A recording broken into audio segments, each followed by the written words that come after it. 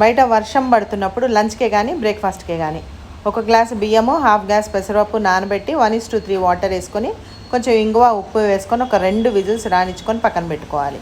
పక్కన పెట్టుకున్నాక ఒక ప్యాన్లో ఆయిల్ అలానే గీ వేసుకొని అది కరిగిన తర్వాత అల్లము, పచ్చిమిరపకాయలు, జీలకర్ర అలానే మిరియాలు బాగా వేసి ఒక్కసారి వేయించుకున్నాక కొంచెం పసుపు అలానే ఇంగువ కూడా వేసుకుంటే పోపులో చాలా మంచి అరోమా ఇస్తుందండి ఈ పొంగల్కి.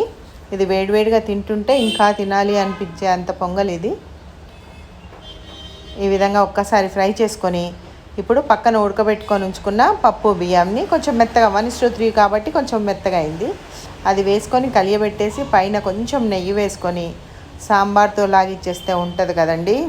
ఆహా, సూపర్. ఈ వర్షాకాలంలో ఇది మస్ట్ అండ్ షుడ్ తినాల్సిన బ్రేక్ఫాస్ట్.